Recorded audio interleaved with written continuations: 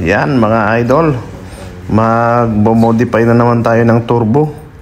Ayan po, turbo ito ng payloader 980. Medyo malaki ang sa impeller nya. Ang gagawin natin dito ay i-grind lang natin, bawasan natin ng konti kasi sa C15 medyo mas maliit ng konti. I-modify po natin ito kasi wala raw available hindi available ngayon, saka medyo mahal ng susubukan nating gawan ng paraan, at kasi kailangan tumakbo yung truck ngayon. I-grind natin. Ayan, yung mga puti na yan na nilagyan ko ng marker, yan ang uubusin ko. Ayan, kailangan yung pumasok doon sa loob mga idol, at para maging freewheeling siya doon sa papasukan niya. Ayan, at yan nga, inisa-isa ko na siyang i-grind para magkapantay-pantay. Kailangan dahan-dahan lang kasi pag nasobrahan mahirap din naman. Hindi yan babalik sa original. Ayan, kailangan dahan-dahan lang. At ayan nga, sinalpak ko na siya.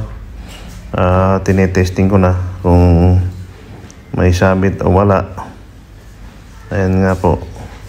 Ayan, sakto na siya sa loob kasi yung dati nga mas maliit lang din, hindi po papasok. Yan ginawa ko. Nag-modify na lang tayo ng sa impeller nya. At titignan natin kung smooth ang magiging takbo. Yan nga, at kinabit na natin ang impeller. Yan. Tignan natin kung magiging successful ang ating modification. Ito po ay turbo ng payloader 980. Yung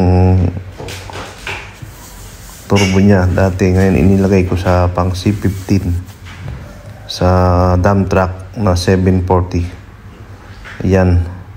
At ayan nga, nakakabit na. Tingnan po natin kung iikot na maganda, kung aandar ng maayos. Ayan. At papa-start natin. Pakinggan nyo yung tunog mga idol. Ayan. Tingnan natin kung anong tunog. Ayan. Start na. I-start na natin. Ayan. Pakinggan nyo kung gagana siya ng maayos.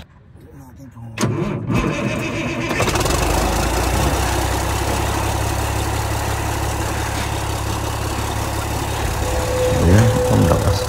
Lakas ng hangin mga idol. Freewheeling talaga siya. At yun lamang po. Maraming salamat. Nakatipid na naman ang bossing. Ang halaga po nito kung bibilin mo sa original daw ay parang 14,000 dirham. Ewan ko, sa pera natin siguro mga 150 plus. Ayan, nakatipid na naman ang ating boss.